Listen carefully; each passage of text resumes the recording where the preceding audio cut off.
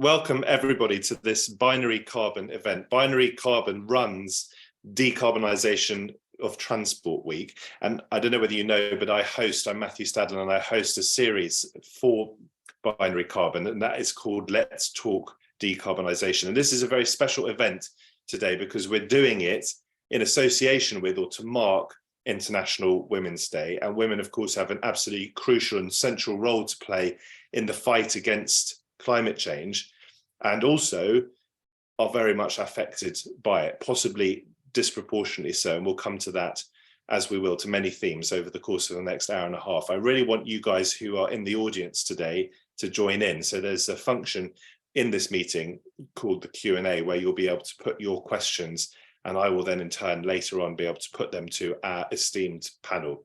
I want to start just by saying that sadly Elaine Clark, who's from the Rail Forum, she's unable to join us today in the end, but we have got Charlotte Morton.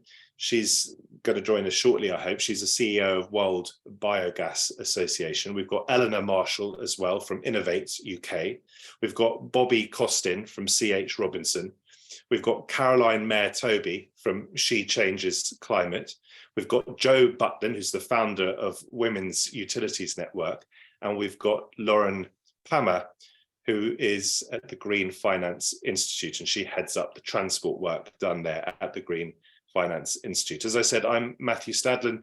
I'm a presenter, producer, and author, and I'm the host of Let's Talk Decarbonisation. So welcome to everyone in the audience, wherever you are in the world. Welcome as well to our panel. It's brilliant to have you with us. I want to start, if I may, by just asking each of you to go into a little bit of detail about both the organisations or companies or initiatives that you work for, and then also explain your specific role there, just so that we can all understand it better, and then we'll plough into some of the important issues that will inevitably arise. So could we start with Eleanor Marshall?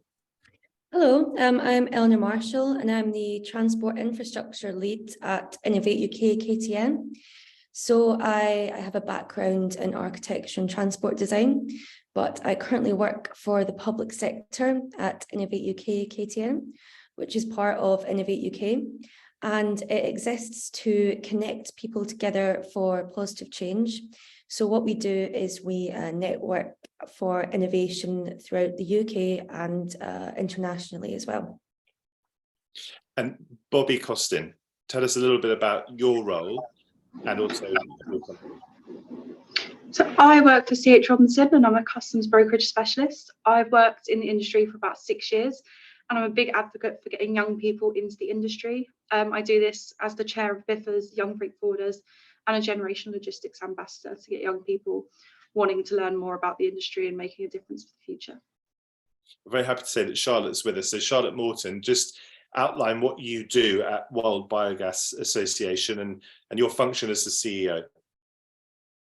Well, good morning, everybody.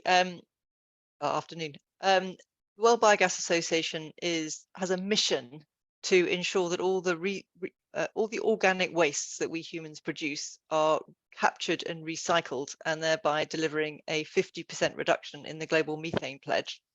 It will require an extraordinary growth in the industry, and that means every one of our members will need to outperform. And that's why we're really interested to ensure that, or keen to ensure that they understand the contribution that having a higher proportion of women has in their businesses, because more women has been demonstrated to show a higher performance. Thank you. And Caroline Mayer-Toby, tell us where in the world you're joining us from, if you would, and talk to us a little bit about She Changes Climate and your role there. Hi, I'm joining you today from the beautiful island of Trinidad and Tobago. We are in the Caribbean, right next to Venezuela, and I'm the Chief Empowerment Officer of She Changes Climate. So we advocate for gender parity at the UN, at all levels of the UN, and well, the UN climate change negotiations, I should be specific about the UNFCCC. And my role is to make sure that women from the global south are seen, heard, their voices are amplified, and we really get down to the granular detail of helping women fight climate change at all levels. Joe Butlin, you're at the Women's Utilities Network, and I want to get a sense as well from you about what's going on there. And you founded it. Tell us about that initiative. Tell us about the process, the idea behind getting it started. No, good afternoon, everybody. I feel a bit of an invader here, actually, because my background is largely in energy, and that's the link across, though inevitably, to transport is obvious. My role as one of the founders of One, as we call it, is actually not my day job. So I've got a mix of a portfolio of non-execs and different roles. But One came about by a group of 5 women sitting around a table. We'd all got to a point in our careers where we'd sort of climbed up the slippery ladder, but it was not easy. And we just sat there going, the statistics are woeful. We've got to do something about it. And One came about, and that was 4 years ago. And I'm delighted to say we've now got 4,600 members, and we've got 37 partners supporting us. And what One is all about is really supporting women and trying to help them in their careers thrive and stay in the energy or the utilities sector. And we do that through a range of things. We do events, face-to-face events. We've got a really successful mentoring scheme. We've got a podcast channel, which we just bring in inspiring women to talk about their stories and really give women in the wider sense confidence in their futures.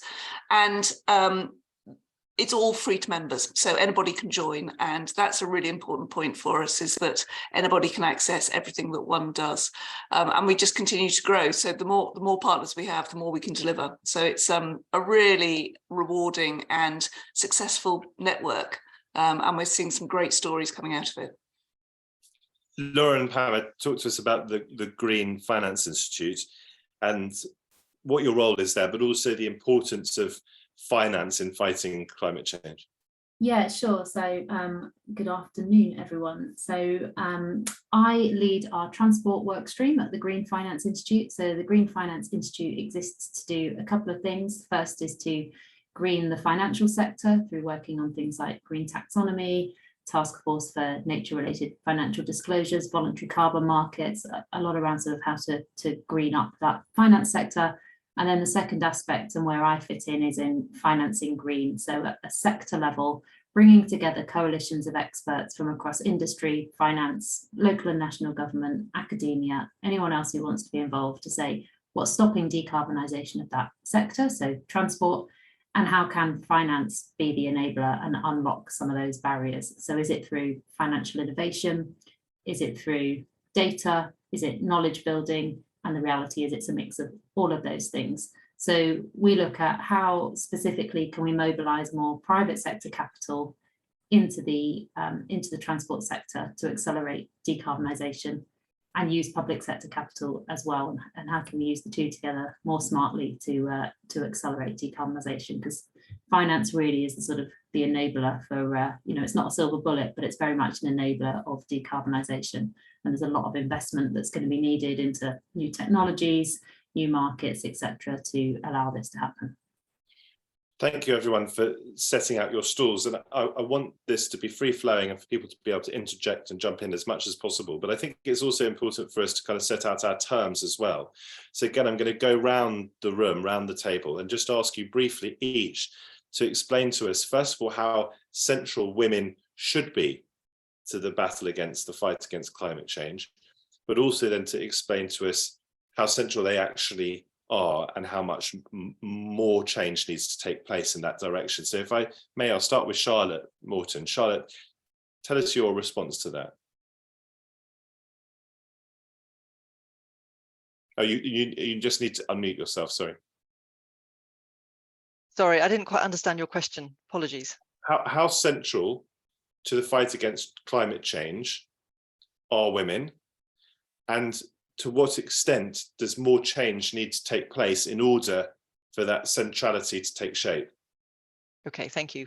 I think women are absolutely central to it. As I flagged earlier, some of the new technologies need to grow exponentially, and that means companies performing exceptionally well. And diversity is at the heart of companies performing exceptionally well because of the range of perspectives that diversity brings. So it's absolutely critical from my perspective, and my short-term memory means that I've forgotten the second half of your question. Sorry. Just how close are we to women being as central as they need to be? Oh, I think we're quite a long way off. We have a Women in Biogas group as part of the World Biogas Association. And some of the examples that I hear today of what the women working in biogas are experiencing are quite frankly shocking. So I just think there's a really, really long way for us to go still. Yeah,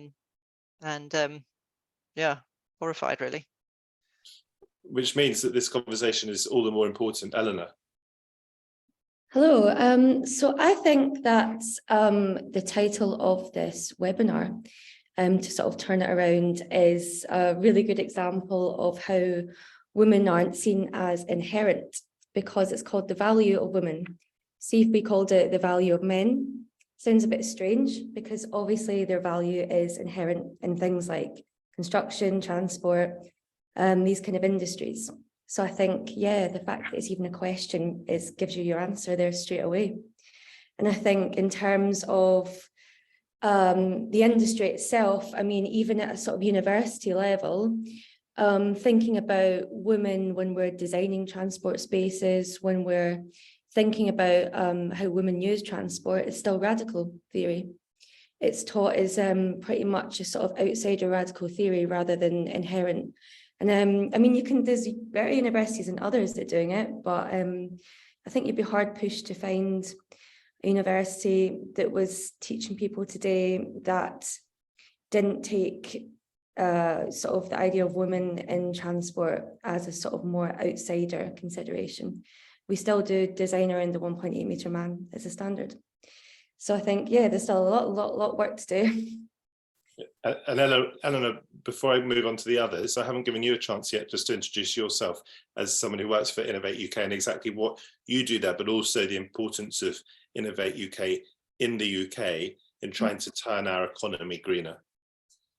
So we basically facilitate central government funding, which is driven by policy. So we sort of manage the funding and the projects for decarbonisation, and personally I'm involved in everything that's transport infrastructure across all modes.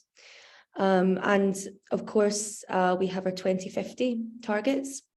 So every single sort of central government fund is all about decarbonisation in transport through different technologies, whether it be hydrogen, electric vehicles, including, you know, the more sort of soft touch stuff like active travel. So we basically try and facilitate these projects and get them to be as innovative and sort of world leading as they can be for the benefit of the UK. Bobby Costin, tell us from your perspective, working at the heart of business, how central do you think women should be against climate change, but also where we're at? Do you share Charlotte's concerns that we're nowhere near close enough? I think women will be an instrumental part of climate change because women are affected more than men when it comes to climate change.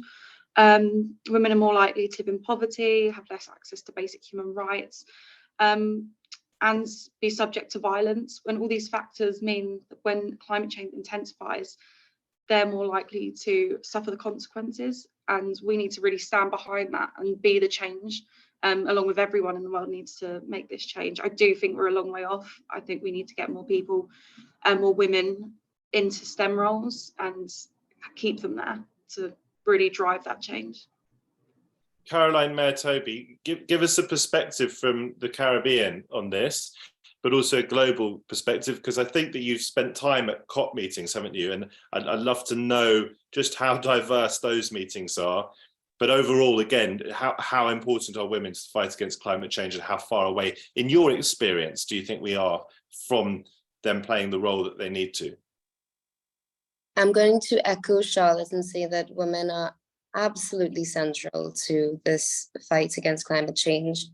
You can see At the grassroots level, there are women organisers, women spearheading, taking roles, mothers, grandmothers, because they are the ones who see the issues at hand. Many Indigenous defenders are women, and the Indigenous environmental defenders are women. And then if you go up the level to, and I use the words up in a just kind of top down sort of way, I don't mean it as a qualitative sort of way, to the UNFCCC, you know, you see women all the way through, you really do. At the negotiating levels, I had the honor to be part of my country delegation last COP at Egypt, and I've been working behind the scenes as a legal advisor to small island developing states and least developed countries at the UNFCCC. That's a UN framework convention on climate change, for those who don't know. You see them in the negotiations, you see women in the negotiations. Actually in Scotland, you know, there was a woman who was a grandmother pushing around a baby so that the mother, who was a negotiator, could come and breastfeed. So you see these things because it is the UN. But, you know, further up the ladder within the UN, when it comes to the really important roles, the roles that make or break decisions, the roles that sign things, the roles that make decisions, the roles that, did I say make decisions twice? That's when you see women start to peter off, and there are less women at the table. And then when you come to things that, you know, the UN can't control, like delegations, it's according to the country. So some countries have a lot more women than other countries, and you'd be surprised who have a lot more women than other countries. It's never who you think. There's actually a list. And then when you come to the heads of states, well, there was this viral photo that She Changes Climate kind of made viral, just men at the heads of state level, just a sea of suits. Who makes these decisions? That's where the question is.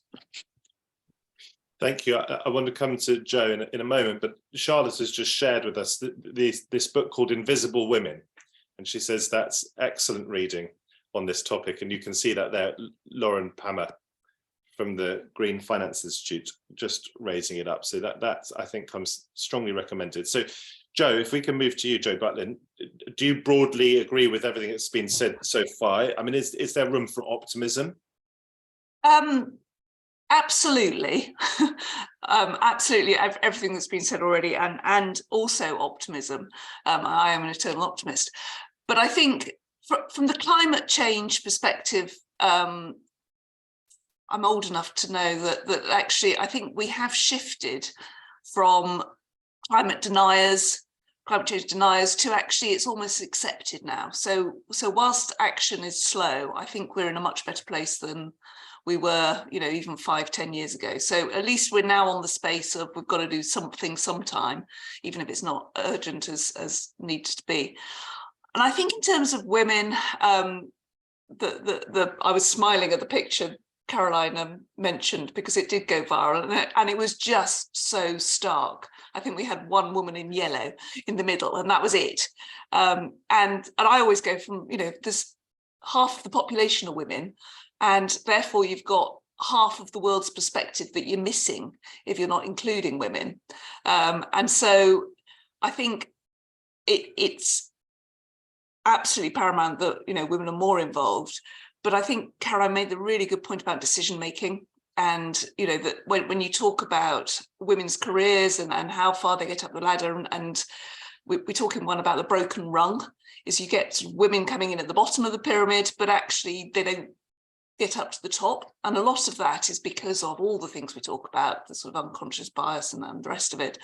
But a lot of it, and this is the really revealing one, is about women's confidence, and the fact that women's confidence is constantly undermined by very, very small things. Nothing, no one great item, but lots and lots of small things. Like, I heard one yesterday, you know, workwear for operational guys. We haven't invented maternity wear in it yet. We don't have the right size pockets. These things are tiny. We don't have enough loos for women. It's tiny things that cumulatively add up. And actually, I was listening to a podcast this morning actually, which just made me really smile. And I think there's a piece around, do we still promote confidence over competence far too often? And there was a fantastic phrase which I'm going to adopt forever, which was conversational mansplaining. And I think there's far too much conversational mansplaining that goes on. And actually, that's why women who are possibly less confident and slightly sort of not expecting to speak don't get to those positions of decision making. So there is a heck of a lot to do. But I'm very much in the camp with one of we've got to start with ourselves as well. Lauren, Pama, do you feel that the Green Finance Institute is sort of championing the role for women? And what more can companies and organizations do? I mean, we had some relatively, this might be sort of mansplaining, conversational mansplaining, but we had what appeared on the face of it to be relatively good news last week. FTSE 350 hit its boardroom balance target 3 years earlier, and the target was 40% of women on boards. Now that may not be enough, and everyone in the room may think that actually it should be 50% or maybe even higher. And if you look then for some bad news, I think the most recent report, it was 2022, so last year, of the FTSE 100, I'm talking about CEOs now, not women on boards, but CEOs, so right at the very top, only 9% were women, which is a crushingly small amount.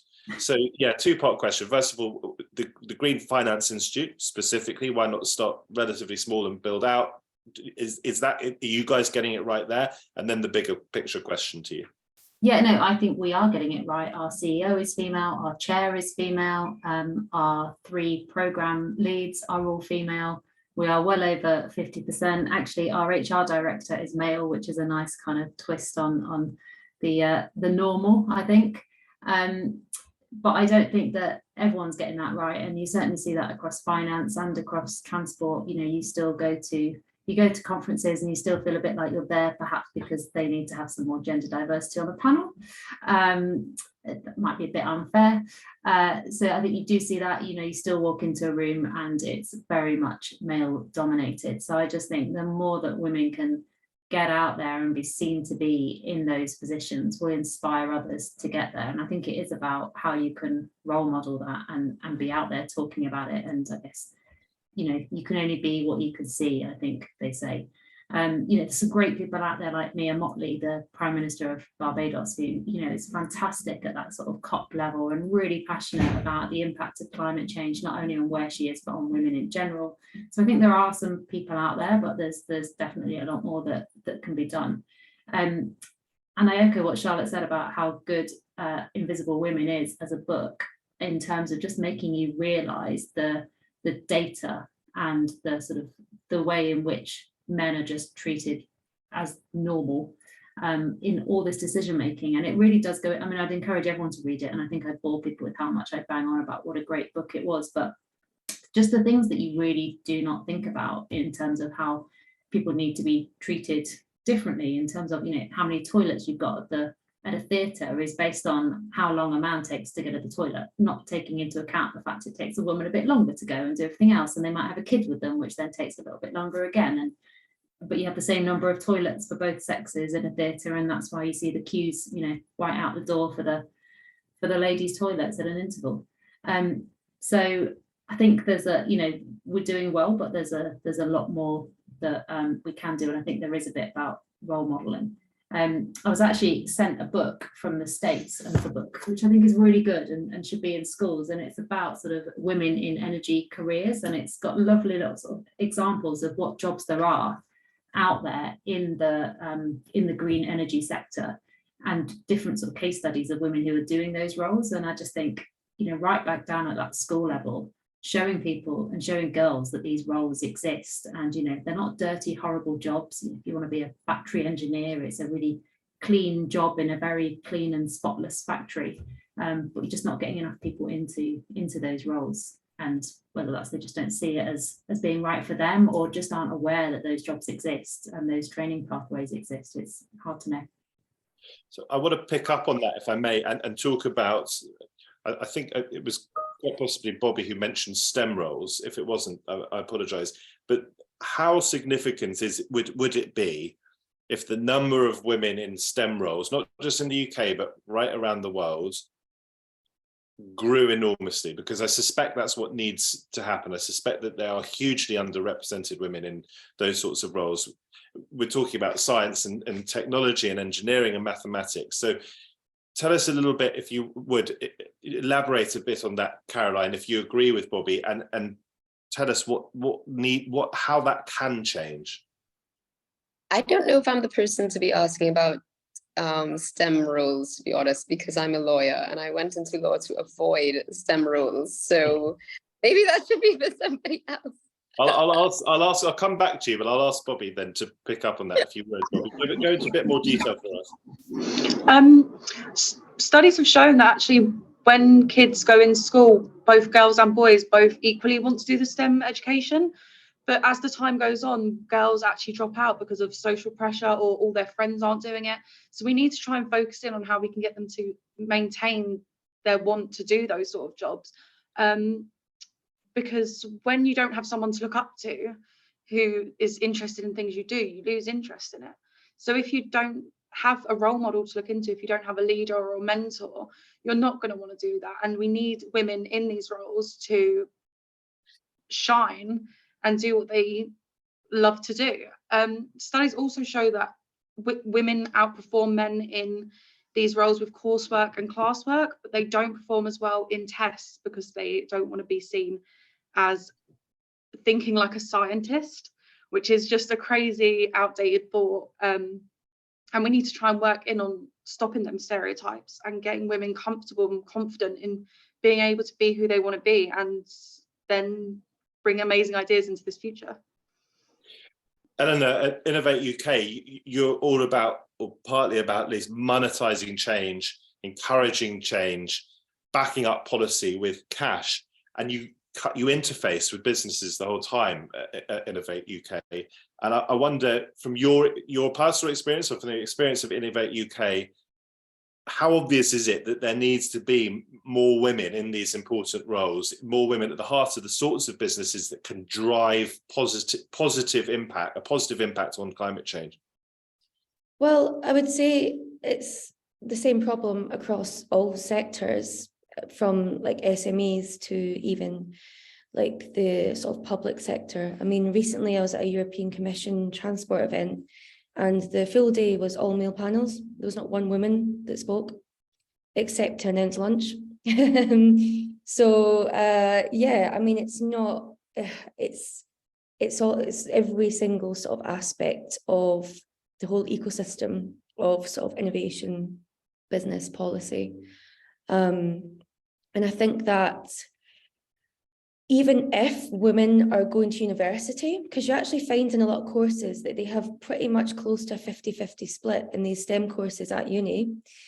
It's more, they see when they're trying to enter the industry, even going to events or like looking at videos on YouTube and panels and stuff like that, it does come across as very sort of hostile. I mean, even if you like walk past offices in London, you can sort of see into, quite a lot of the time it's just really, really male dominated. So I think that, yeah, it's not just a sort of business or a sort of responsibilities at every level, which is very similar to what Caroline was saying earlier about the sort of public sector side of it as well. Charlotte, as a CEO yourself, and you've been emphatic that so much more needs to be done, what can you and other female CEOs do? And this isn't to take the burden of responsibility or shift it away from men, of course it's not, but do you see yourself as having a role, as a role model, to try and drive some change, at least from the top down? Absolutely. And I think that I do that in a number of ways. We try to be as focused as possible on identifying somebody with the right skill set, regardless of anything else. So when I look at my team, I'm pretty sure that I've probably got, I actually don't know today, but it's always been veering between of around 50-50 in terms of male female, when we're looking at board members to join. I effectively run three companies with 3 different boards, and each one of those boards, one of the criterion for it is ensuring diversity across in terms of composition.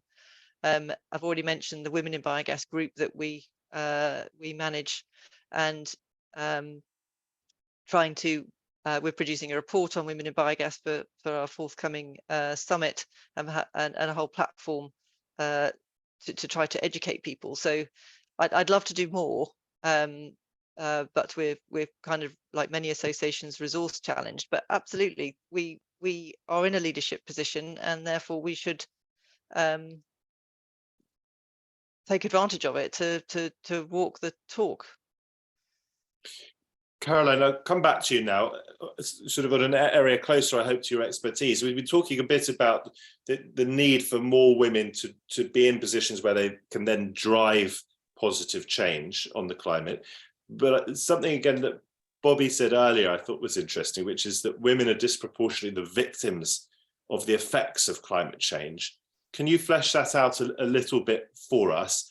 She was saying that women are more likely to be victims of poverty and so forth. Tell us from your experience how big an issue that is, and to what extent we can do more to highlight it. Absolutely. I wanted to give Bobby a round of applause when she said that women do tend to live, pardon me, I have a bit of a cold, in poverty. There's a greater percentage of women living in poverty. They do have less basic access to human rights. A lot of places where that are very patriarchal, where women do not have access to rights, they won't be able to get into higher paying jobs. They might be staying at home a bit more. If there are environmental challenges like drought, flooding, what usually happens is that women stay home and look after the small holding, the farm, if they're living off the land, and the man tends to go into the city or into another country to work. So you see this in India a lot, for example. One of our ambassadors is from Kenya, as She Changes Climate, and she talks about, the situation where women have to really just be mother and father and farmer and, everything to the family while trying to eke a living out of subsistence farming in, environmentally challenged spaces. So you'll see, for example, in the Middle East, a lot of people are from Bangladesh or India.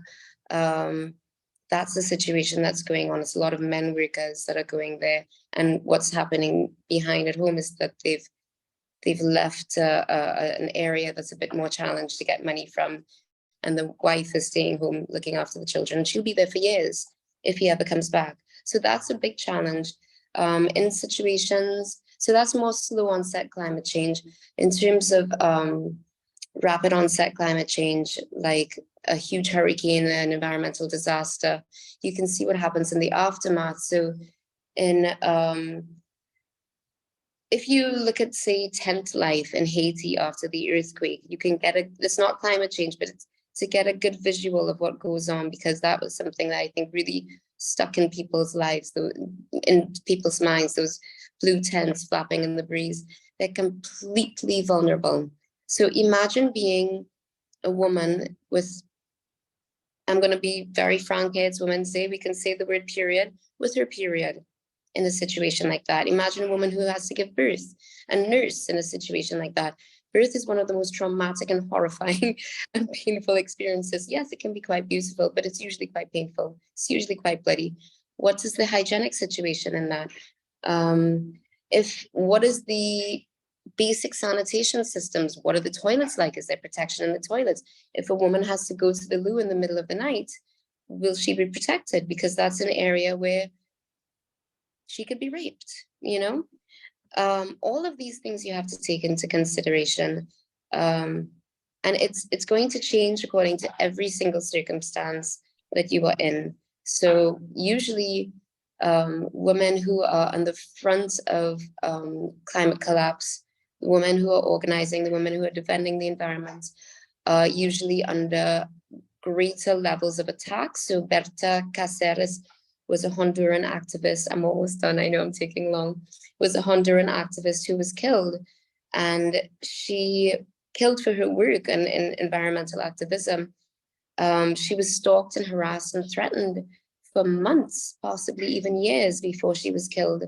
Her sister recorded a conversation that she said where those effers are going to kill me. They're harassing me, and she goes into great detail. Her daughter said, you know, that she didn't want the children going out and the daughters going out because one of the forms of intimidation is rape. I personally know a woman who is an amazing human rights defender and activist in Jamaica right now, Melania Lane from Freedom Imaginaries. She's doing amazing work, and she's being threatened in her job. So she's bringing environmental crimes to light and taking it to court and in international tribunals and defending Indigenous Tainos and Maroons. Tainos are Indigenous peoples. And when she goes to community organizing, the company that she's suing or bringing to, you know, this claim against is they'll send their henchmen to just look at her. Just look at her as she's talking. It's incredibly intimidating. She's a woman. She's in the forest by herself, working with very, very poor people who can't protect her. They'll come and they'll rev their engines, you know, on their bikes. That's the things that we face down here. Joe, if I could return to you before coming back to Lauren, what more do we need from men? So I was quite clear earlier talking to Charlotte that I wasn't wanting to shift responsibility from men. So what do we need to do? What do I need to do? I mean, things are changing slowly. And of course, the pace of change differs from country to country. I'm looking after our 5-month-old 2 days a week at the moment when my wife has to go physically into the office, and the rest of the time we share the childcare. So I'm trying to do my bit as a dad, as a parent. I was recently in Cape Town, and on the way there, I watched other dads with their babies, and I was quite impressed. I have to say that they seem to be properly engaging and taking at least their fair share of the childcare, which isn't to say that I'm the one who's breastfeeding in the middle of the night and then driving significant distances to get into the office. So I recognize that my wife takes a greater burden, but I'm trying to do my bit, at least in that area of my life. I hope in others as well. What do we need from men to try and make things better? Oh, good question. I think I'd start actually by saying it's getting increasingly hard to be a white middle-aged man, because there is an element of you can do no right for wrong, and that's not what this is about. I think what I say more than anything is listen to women's perspectives and recognise that your perspective is different to women's, and I think we live with things on an everyday basis that would not even cross your mind. Things like the theatre loo queue, or the fact that you walk into the room and you're the only woman, and that's exhausting, and it's draining. And I often talk about language. You know, men in the UK at least inevitably will use football or sport as the common introduction language. If you don't know somebody, you'll walk into a room and you go, oh, did you see the match? And that's your opener. Women quite often will naturally go, I love your dress, or your hair looks great, or something like that. And it's just different language, but it's not right and it's not wrong. And to be honest, nobody gives a stuff what the answer is. It's just it's an opener, and it's a way of getting conversation going. And I think just recognizing that women have a different perspective, and being the only woman in the room makes it more challenging. I mean, I've always just made a complete joke because I've got no interest in football and whatever. So I tend to play the fool or you know, do. But I think recognizing that language, every aspect of business and how we interact with each other is important, and listening to women's perspective is probably the most important. So assume that normal is not normal. We saw after the horrific murder of Sarah Everard in the UK that on social media, men were forced to suddenly understand things that we didn't pay sufficient attention to collectively before, such as the fact that every single day a woman in whatever country in the world thinks about her security, thinks about her safety, thinks about how she's going to get home from an event, not simply for convenience reasons, but those so that she can be safe as she possibly can. Those sorts of things, obviously safety being much more important than going to the loo, but the going to the loo thing, though apparently trivial, is actually really important. It's something I've never properly considered. Exactly that there are 3 cubicles in an average loo in a cinema or a theatre, and it must be incredibly annoying for women that it takes far longer therefore to do that. Did you see anybody on the rest of the screen even flicker at that? We all went, yeah, it's normal. Exactly. So I want to come back to you if I can, Lauren, and move slightly further away again from the everyday and focus on your area of expertise, being finance, Green Finance Institute. Presumably, there's a very important link between how we do finance in Britain and beyond and what we're doing to tackle climate change, because so much in our world follows the money. And if men are largely controlling the purse strings still, and I gave that 9% figure for CEOs of the FTSE 100, then that presumably has some sort of impact, even if it may not be immediately obvious, on the initiatives that then are born to tackle climate change. So presumably you think we need more women in finance so that women can have that greater impact? That's a tricky question, isn't it? Because I'm not sure that men sitting in investment committees making decisions are necessarily thinking, is this project banked by a woman or a man, and how is it going to impact people differently? So I mean, I think you always need that. You definitely need that gender balance and that diversity of view. And actually that might not just be men and women, it might be diversity of religion and thought process and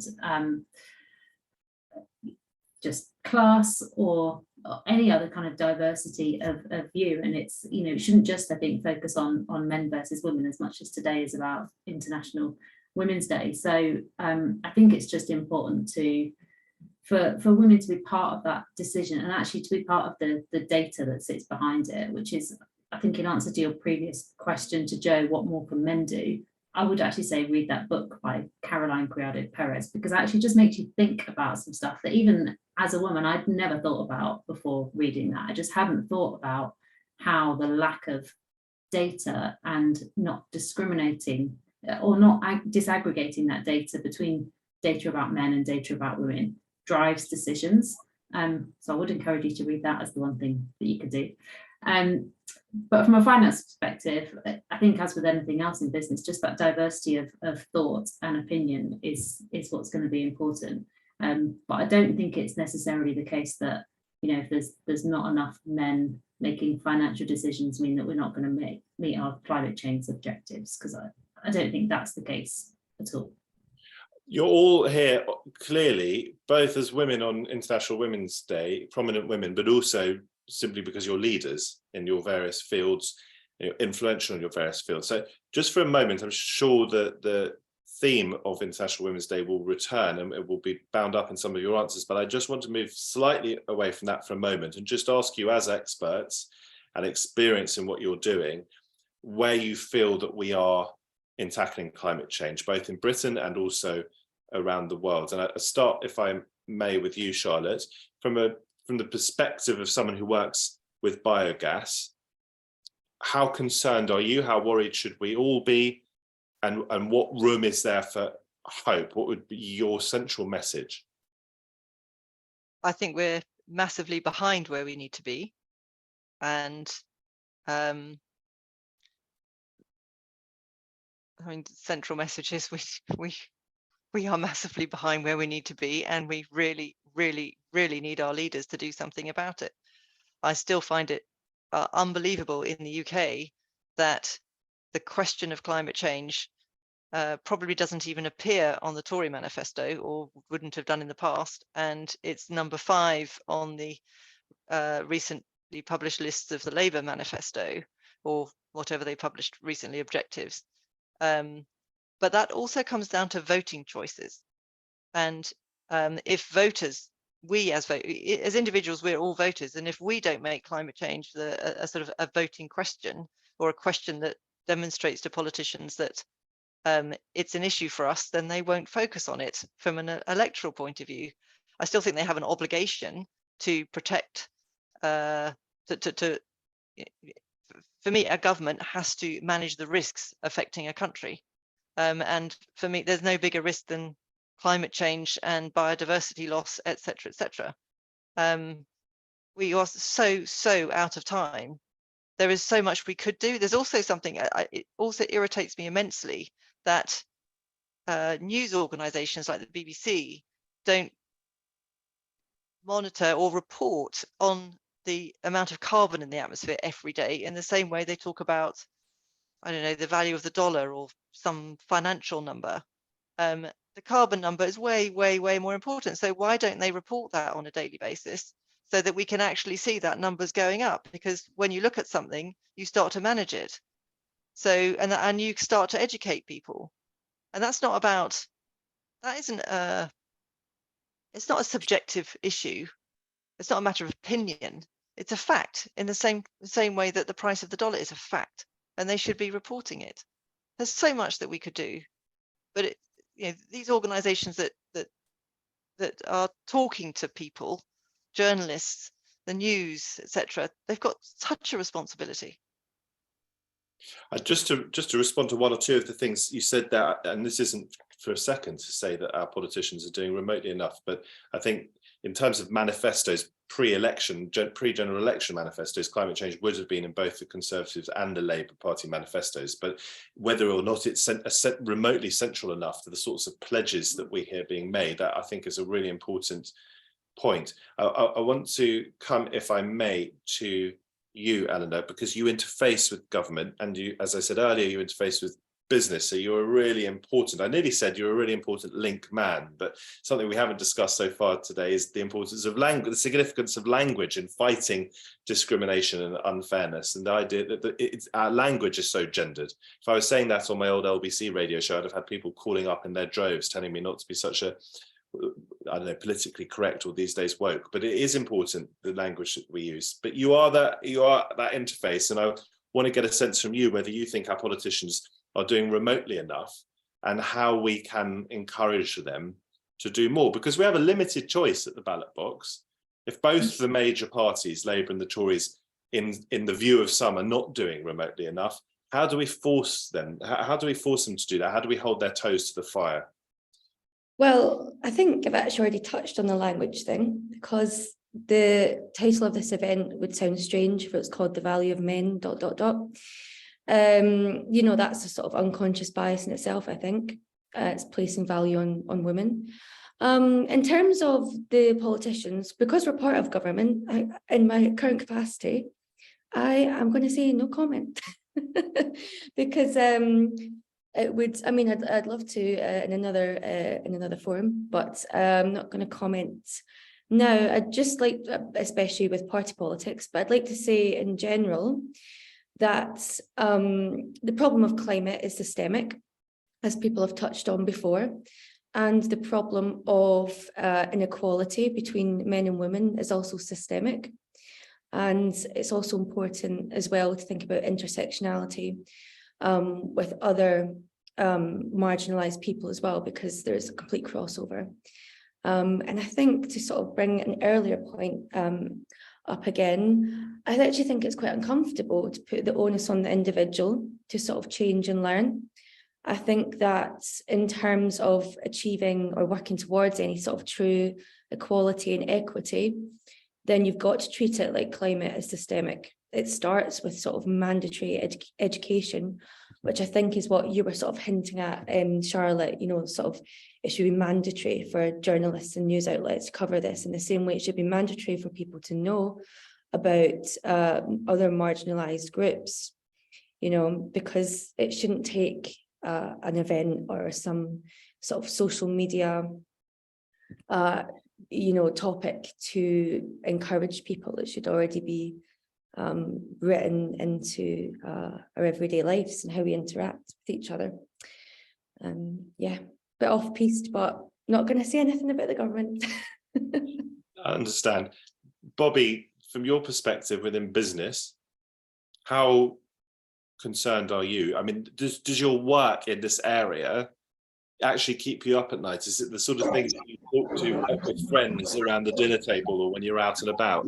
I mean, it's not traditionally the sexiest of topics, and I certainly found it difficult when I was a radio presenter to drive conversations in this area, because some people switched off. I did my best, but it was tricky. How worried are you personally, and how worried should the rest of us be? Working in the logistics and transport sector, we actually contribute about 24% of CO2 global emission annually. So it's something that needs to be talked about more. It's something that needs to have more initiative behind it, something that we need people at every level to talk about to make a difference. And I think as much as we would love the government and we would love the bigger organisations to help, it will start with the individuals, and it will start with people making that effort to make the small changes in order for the big changes to be able to happen. One of the changes I've spoke about on numerous calls is changing your browser to a cozier. For every 40 searches you do, they plant a tree in the countries that need trees most. And the UK only has 13% woodland coverage as opposed to 37% in the rest of EU. And it's just not, we're not a sustainable country at the minute. We're not doing enough. But I think we have highlighted it. I think we are finally turning a corner and moving to be more in the direction of net zero. So I do think that's positive, but I do think there's a long way to go. Caroline, and it's interesting to hear different views, top down, bottom up. I'm sure it's all very, very important. Caroline, as someone who comes from an island country, how urgent does climate change appear to you? So urgent, like not even yesterday urgent, like 20 years ago kind of urgent. To answer your question from earlier, I'm deeply concerned, deeply. I think it's only 2020 lockdown plus social media and various other, you know, George Floyd dying on screen, and then the catastrophes in the global south, and then catastrophes in the global north. That's when people started to look and see. And so all of a sudden, now I've been working in this field for about, working and researching in this field for about 20 years. And I have had people ask me continuously, climate change, what are you going to do with that? You know, what is that? So I can tell you that a burst of interest happened around 2020, not before, never before, nothing before. And it was just, it's so late. It's not too late. We still can do things. But I mean, planetary boundaries, sixth mass extinction. I mean, it's horrifying, it's terrifying. Islands in the South Pacific, islands in the Pacific are actually going under the waves. I talked to a woman from Palau who said, you know, she had this idyllic childhood on the beach. Palau is an island in the Pacific. And she woke up to the sea in her living room one day, and it keeps on coming in. What do you do with that? Joe, the rest of us also from an island country, if I'm right in thinking the rest of us from the UK, but we don't necessarily always think of ourselves as an island. And in the context of climate change, perhaps we don't do so sufficiently, but perhaps it's as a consequence of people thinking that climate change is a bigger worry for poorer communities. We talked about women being disproportionately affected because women are disproportionately poorer than men around the world, perhaps. But actually, it's going to affect us all. It's not just going to affect us all, and is affecting us all morally and ethically, because we have a responsibility to each other, but also because, for example, if poorer communities and countries are profoundly affected, on a practical day-to-day level by climate change, that is going to lead to the sort of migration and refugee crisis, the like of which we perhaps can't imagine. We think we've got a crisis, or some people think we've got a crisis at the moment in Britain and in Europe.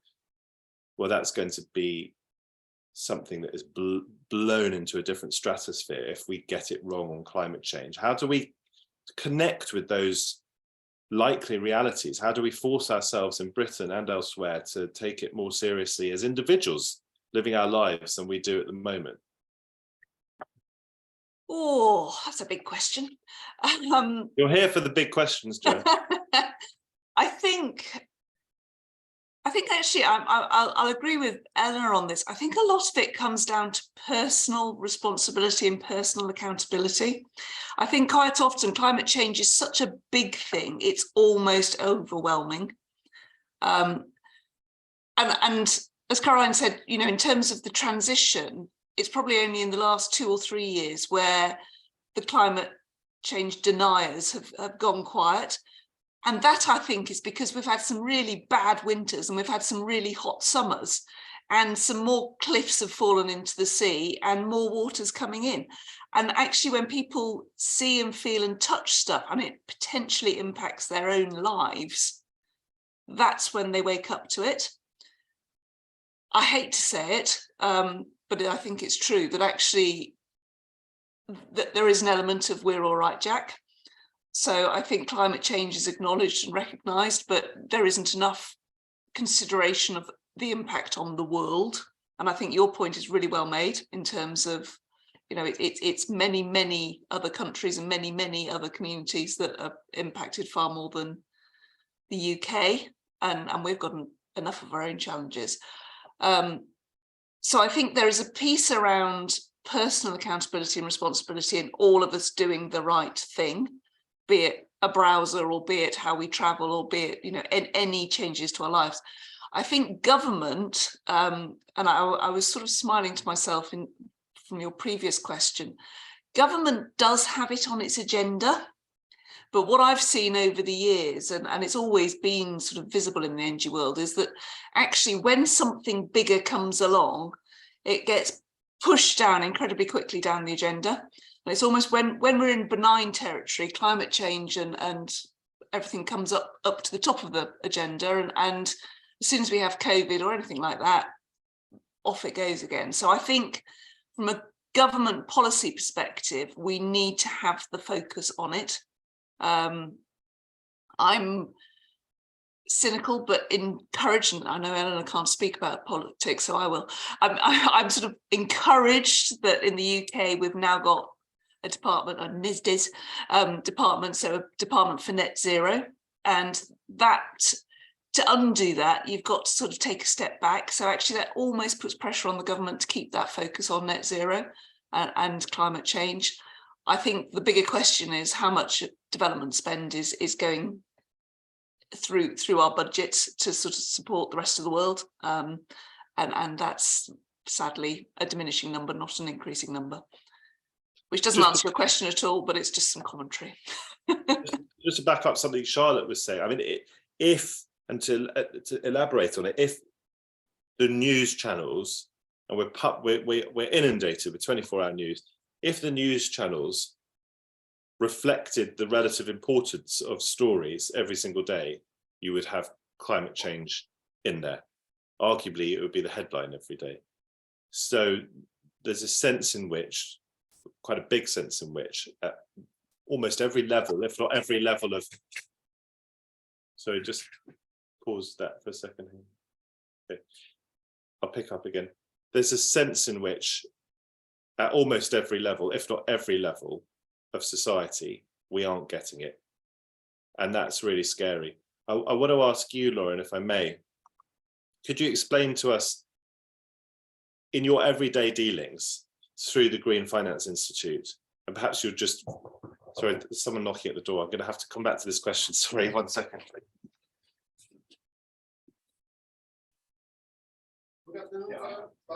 Sorry. Okay. I'll start that again. Just to come back to what Charlotte was saying, to reinforce it and perhaps to elaborate on it, we're inundated by 24-hour news, by the 24-hour news cycle. And if editors were concerned, as they should be, with the relative importance of stories, then climate change would be in the news bulletins every single day, and arguably the main headline every single day. So there's a sense in which we are not, as a world and as societies, as countries, at almost every level, perhaps every level, getting it. We're not grasping it, and we're not doing enough about it, and that is very scary. Just want to turn, if I may, to you, Lauren, working as you do for the Green Finance Institute, and perhaps you'll flesh out a little bit more about what day-to-day life is like there. Is there ever a sense that you are trying your best, but you're constantly coming up with this thought that, for goodness sake, why did other people not get it? Why are we not doing more? That's a good question, and I think you make a great point about media. You know, the mainstream media still in some places seems to be quite anti-climate change, or you know, anti-electric vehicles. You see a lot. You see things like queues for EV charging points at Christmas. You know, no mention of the fact that there were train strikes, which meant that suddenly the roads were a lot busier. And actually, you know, there was probably one charging station that had queues, and other places were fine. So I think there's a definite media narrative that needs to shift. In terms of where financiers are, I think there's a lot of appetite to be shifting investments into green for two reasons. It's, you know, it's the right, well, probably three reasons. It's the right thing to do. The returns are there, and actually there's a risk of stranded assets if they're continuing to invest in oil. So, you know, they're talking the talk. There's things like Mark Carney's Glasgow Financial Alliance for Net Zero. So a whole load of organisations have committed to investing in green, but actually what we're not seeing yet is all the talk translating into action, and not necessarily seeing that money start to shift. So you will see some banks saying, you know, they won't finance any new coal plants, but actually in the small print, they'll still continue to fund their existing investments rather than divest from that. So I think the action isn't always matching up to the narrative. I think in terms of coming back to where we are behind or ahead, I feel the same as everyone else. We're definitely behind, and I think the recent Chris Skidmore review on net zero called that out as well. You know, and that real sense of urgency that if we're looking at, I mean, 2030 for things like the phase out of diesel and petrol cars, new cars, you know, that's 6.5 years away.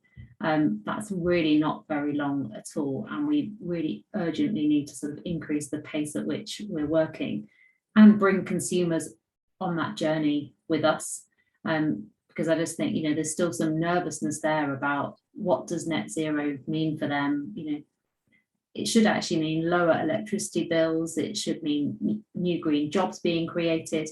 I'm not convinced we're actually bringing people along that journey with us effectively yet, and actually what climate change really means for them, so they can believe it and make it real. Because I think, you know, everyone else has said it does come down, I think, to some individual responsibility and accountability. And I think at the moment, a lot of people just don't see what's in it for them, and therefore they're just not taking the action that they should be taking. In a moment, we've got to say goodbye to Caroline, because you've got to go and speak at another event. So I'd just like, if we may, to get some closing thoughts from you. And I also want to encourage anyone who's listening in the audience, watching in the audience, to submit questions they may have related to what we have talked about, or perhaps what you wish we had talked about on the Q&A. But first to you, Caroline, thank you again for joining us, and just maybe give us your closing message, both on women's role in fighting climate change and on climate change more generally. I think women's role, we are deeply connected to the environment in ways that we don't understand. And I'm going to go back to our monthly cycle. I'm so sorry, Matthew, but we talk about it all the time. We really do. We're deeply connected. You know, we were probably the first timekeepers when you think about it, because we had this regular cycle. We are so deeply connected to the earth. And I think women have this empathy because traditionally we have been the carers, And so it's bred into us to respond.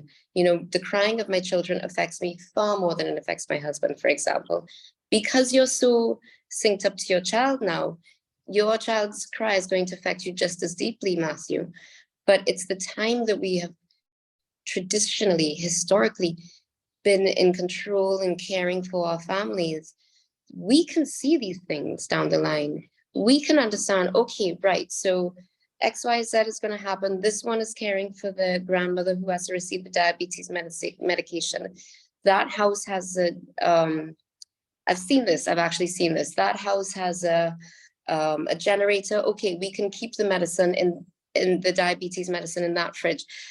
Women come up with those kind of synchronicities, understandings. And so that's what you want to have, not instead of a man, but co-leading with the man. And this is why She Changes Climate has been making such a I don't want to say a fuss, but yeah, a fuss about, and I don't want to use the word fuss in a dismissive term, but we are making a fuss about women co-leading because we can see things, we can understand things from our lived and historical position in society that men just can't see.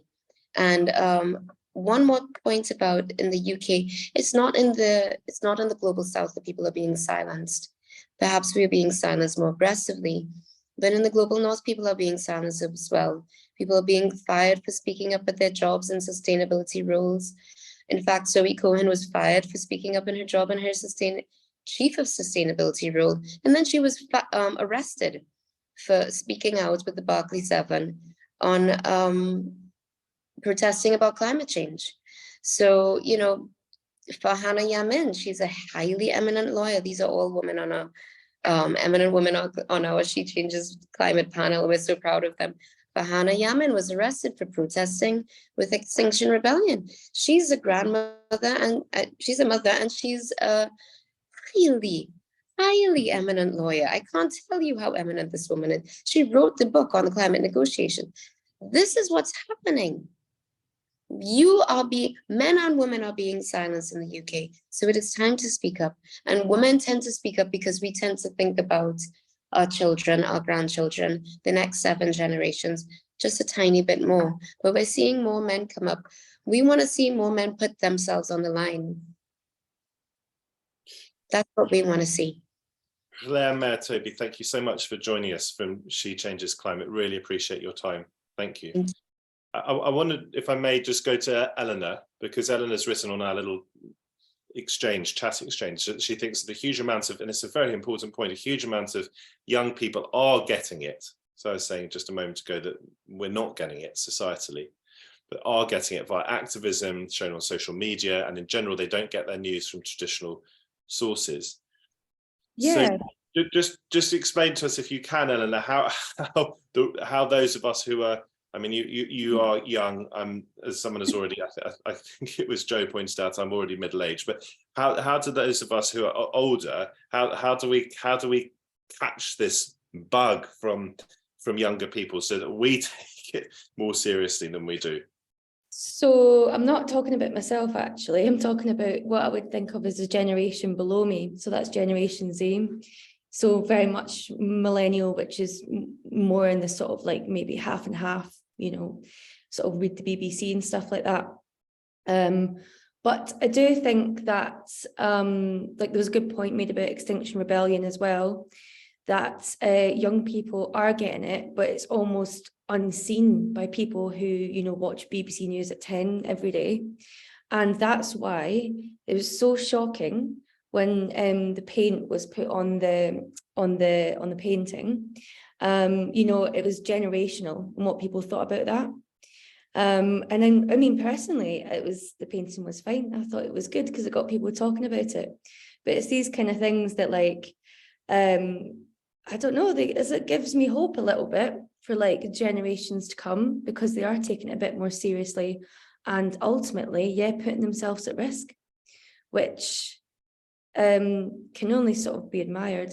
But yeah, that's all I'll say. Otherwise, I'll get too far into the new rules about protesting and stuff. But yeah. Charlotte, you pointed out that climate change is the biggest commercial opportunity the world has ever had. Now, I was talking about optimism earlier and asking whether there was room for optimism amid the gloom and whether there's still room for hope. And surely in a world in which, as I said earlier also, that money speaks, if it really is this biggest commercial opportunity, then there is hope, isn't there? There is room for optimism. Well, I'm just trying to, the challenge is that we have to make an enormous difference this decade. The deadline for the global methane pledge is 2030. We have to cut methane emissions this decade. So we're already 2023. So we've got less than 7 years to make those cuts. Otherwise, we're temperature increase is baked in. So how do we make that happen? And given that there are so many vested interests and politicians don't seem to be getting it, etc. Well, there is one common language that I think that is shared, and that is around money. We have to price things properly, which is the big issue and the fact that we're still giving increasing subsidies to fossil fuel extraction, which is just insane.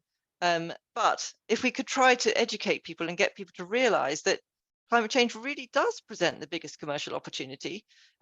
At the biogas industry, we've assessed it at something like a $34 trillion opportunity. It doesn't really matter whether it's dollars or euros or whatever you call it, but it's ginormous. It'll create 10 to 15 million jobs and all around the world. So we're talking even in places, island nations, wherever those organic wastes are produced, helping to prevent the migration you talked about. And I was really pleased that you raised the question of migration, because you're quite right. We have seen what we've got coming down to us is so scary it isn't true.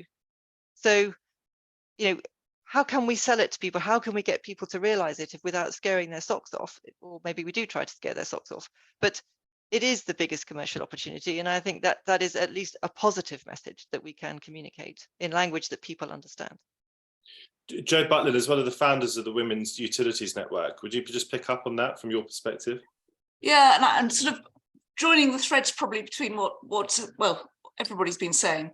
I completely agree. I think there is this massive commercial opportunity, and it can make a fundamental shift. I think there's two aspects to it that link in with the women's side. One is that historically an awful lot of policy and government approach, it's all about the economics. It's not about the human sentiment. And we've had some colossal fails in the UK because we don't take account of sentiment. So I use the Green Deal as an example, where we were all supposed to sort of take some debt and do things with our houses, and it didn't happen. It didn't work because actually it was designed on an economic basis without taking into account the fact that people need to feel it and want it and believe in it. And I think that's where women actually can bring a different dimension to decision making, is actually having a very human, quite often they're running the homes or whatever, aspect to decision making. And the other piece that I'd pull into that sort of little loop is the capital is there. The capital is ready to invest. There is huge amounts of capital, and I spend a lot of time in the investor community with brilliant people all ready to invest capital, and constantly the message is we just need some stable policy. And I don't think, and I think what, again, historically in the UK, we try and design perfect policy, and we consult things till the death. And actually what starts off as a really good idea gets consulted out into something that ain't going to work, like the Green Deal. And I think actually if we just put some stakes in the ground in terms of this is policy and it's going to last for X amount of time, we would move an awful lot further. And the energy space at the moment, we're undertaking a massively overdue review of the market arrangements. And it's still going to go on for years before we even make a decision of what we're going to do, let alone doing it. And until we've done it, the capital is going to be constrained because people are waiting for some policy certainty before making big investment decisions that influence our infrastructure for the next 25 years. And investors are rational. They need some certainty of revenues in the long term. So we need a bit of policy stability. I'm not even saying certainty, it's stability to give investors confidence, and then the capital will flow. And please put some human sentiment into decision making. I'll come back to you, Bobby, in a moment. Just I saw Lauren there, Laura Palmer, you nodding your head quite a lot at what Joe was saying. Definitely, you're completely right. That policy certainty and regulatory framework is critical for investors.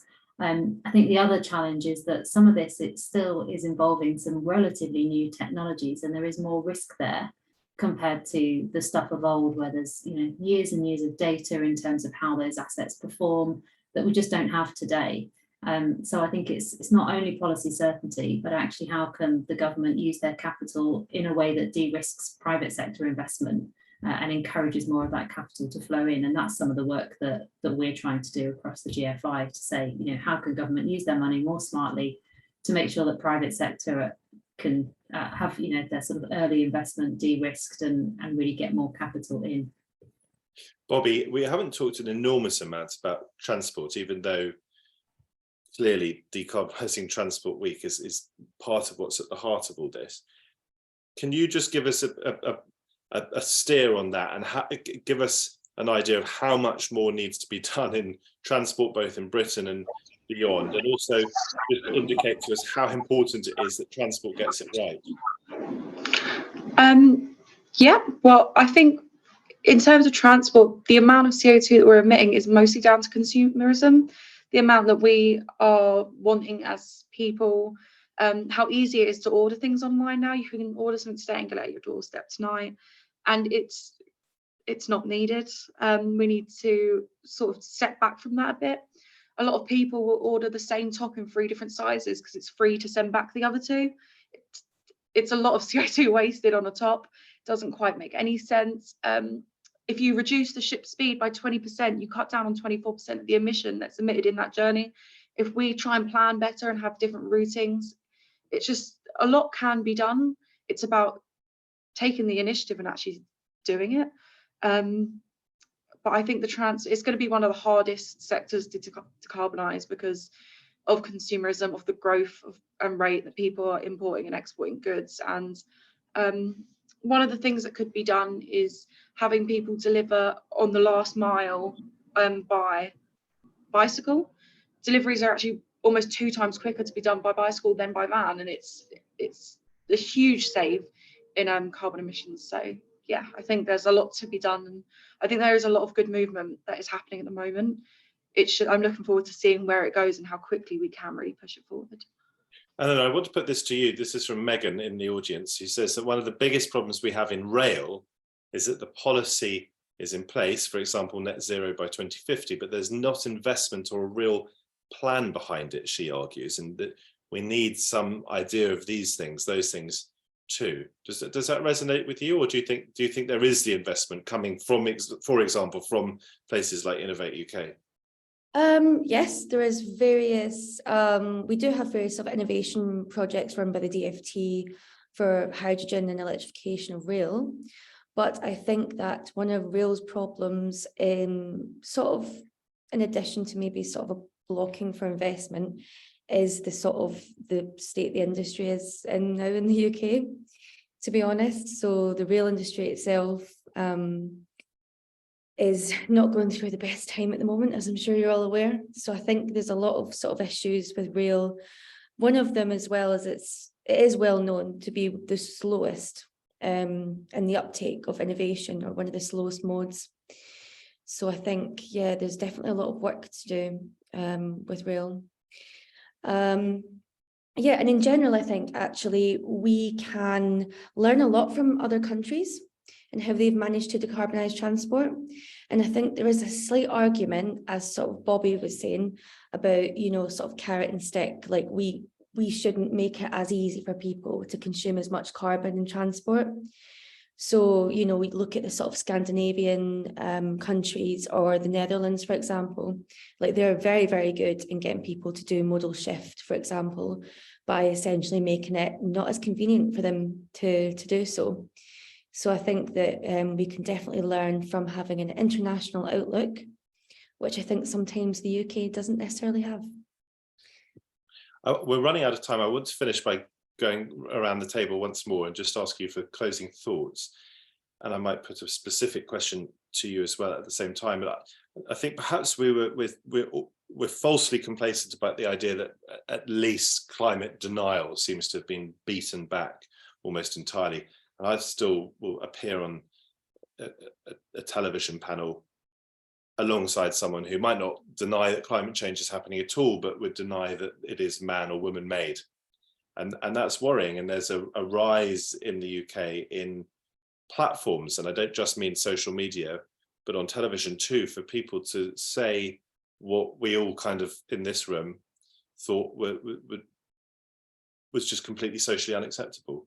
So that I think we underestimate the pushback at our collective peril. There are definitely voices, and sometimes very prominent voices, who are arguing that climate change is just some sort of conspiracy of the global elite. I mean, it's bonkers, but it exists. Let's go then to final thoughts from each of you.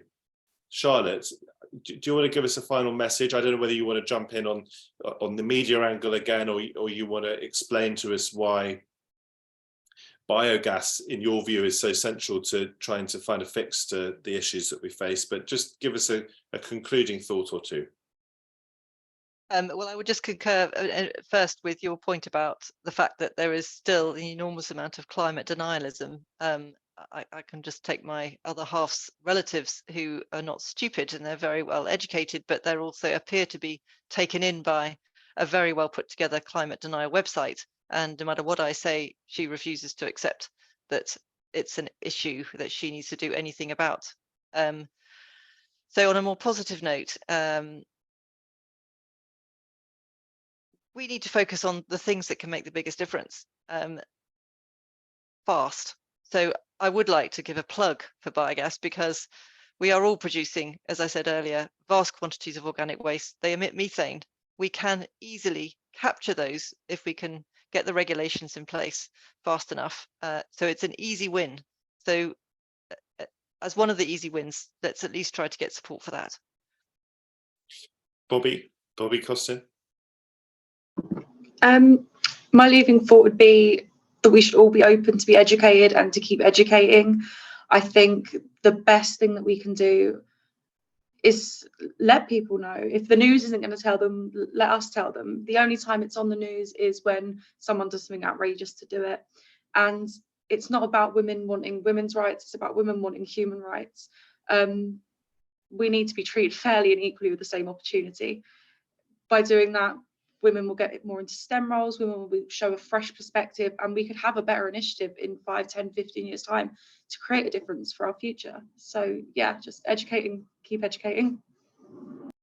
Eleanor Marshall, you're at that interface that I keep coming back to between government and business, and you're crucial, it seems to me, as a sort of cog in the wheel of the finance initiative of trying to provide the money to the businesses who want to make a difference. What would be your final message? I would say that we should keep going with our sort of ambitious plans. It's a good thing that BEIS has been renamed Energy Security and Net Zero, and we should invest in UK businesses, because what the UK is really, really good at is sort of research, the sort of university end of tackling climate change, but we are still struggling a little bit with that middle part to get it to market. And yeah, we just need to be ambitious in investing in sort of trusting our small businesses and our startups with the solutions that they offer, because if we don't do it, then somebody will just get our research and take it to Silicon Valley. So we do have the sort of capacity to do this. And also, I think, on a sort of a positive note as well, we should listen more to young people, to Generation Z. I think they've got a really good idea of climate change and also gender equality as well. I think that the sort of microphone should be given to younger people. Perhaps that's how we can ensure the longevity, really, of mainstream news like the BBC, because you know, that is not how younger people are getting their information. So yeah, spotlight on them and invest in the UK. Thanks. Lauren, some thoughts from you? I think it's interesting, we haven't mentioned her name yet, but that in the context of this event, which is both recognising Decarbonising Transport Week, but also International Women's Day, that the most prominent voice on climate change in the world is not only a young person, but a woman in Greta Thunberg. Definitely, and I think she's a huge icon for people. In terms of final words, I think it's, you know, we've not got a lot of time left, but I think there should still be some hope. You know, it's a closing window, and just want to impress upon people the need for urgency and to act, and to say, actually, you know, we shouldn't just go, well, it's too late, there's no point us trying. We should still be trying, you know, and we might not get to the level of perfection that, you know, we want to get to, and that climate scientists say is ideal to stop global warming any more than 2 degrees. But, you know, I think anything that we can do is going to help and is going to limit that temperature rise. So we just shouldn't lose hope, and we should all double down our effort to make a difference collectively and individually. Jo Butlin from Women's Utilities Network. I think I'd endorse a lot of everything that's been said so far, but just a final comment. I mean, one of the things that I say a lot in and talk about a lot is be brave. And I think it's on all of us, both men and women, to be brave and to make those difficult decisions, make the uncertain decisions, and actually stand up for what we believe. And the more of us do that, the more likely we are to make progress quickly. Could I just finish as well by asking everyone who's still in the room whether you think that the 1.5 degrees centigrade target is still alive? Start with you, if I may, Charlotte. Sorry, I don't. I hate to be, I mean, I'm listening to everybody here, and I'm desperately trying to be positive, but there's nothing that makes me more feel more emotional when looking at the massive rate of biodiversity loss and the inaction. I think we're facing a horrendous future, really, but of course we should keep trying and doing our best. Bobby? I think it all depends on how we move forward now. I think if big changes doesn't happen now, then the future's going to be a bit scary, but I remain positive. Eleanor? I would have to agree with Charlotte, actually. Maybe, yeah, we'd like to be positive, but realistically. Lauren?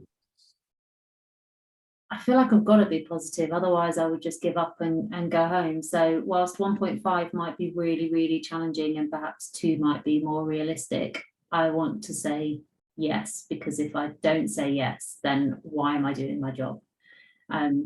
I'm also hoping that the David Attenborough series that starts on Sunday will really bring some of this home to people in terms of the biodiversity loss in the UK and the impact that it's actually having on us now. Jo? Heart of hearts, I agree with Charlotte, but I think I'm with Lauren. I've got to keep positive, otherwise it's just too overwhelming and depressing. So I am positive, and I will do what I can. Well, look, thank you very much to all of you, and also, of course, to Caroline, who had to leave a little bit earlier. It was a shame that we couldn't involve Elaine Clark, but another time. Really grateful to you all for sharing your thoughts and your ideas and your passion, your enthusiasm and your optimism where you felt it was warranted. It's clearly so much more to do for all of us, and you guys are right at the heart of what I hope will be impactful change. It was just fascinating to bring together, I hope everyone listening thought so as well, to bring together International Women's Day and Decarbonising Transport Week, which is, as I said, is brought to you by Binary Carbon. So thank you very much to everyone who has given your time today. I hope you kind of enjoyed being part of it, even though there's some scary stuff out there that we all have to confront. Thank you very much. And this will be available as a recording as well, so do tell friends and colleagues. What do you think, Matthew, to that last question? I think 1.5, from my limited understanding and knowledge, and maybe partly influenced by what you guys said in answer to the question I put to you, I think it's probably highly unlikely. I hope it's not impossible, but I think it's probably highly unlikely. But that doesn't mean to say that even if we don't reach that 1.5, that the work that you're all doing and the responsibilities that we all have, whatever line of work we're involved in, doesn't mean to say that we give up. I think Lauren's job and all of your jobs and my responsibilities as a citizen of Britain and also of the world remain, even if we don't hit the 1.5 degrees target. If we can only prevent it from getting to 2 degrees, then we still have to work as hard as we collectively can. That's it. Thank you, everyone. Thanks. Thank you.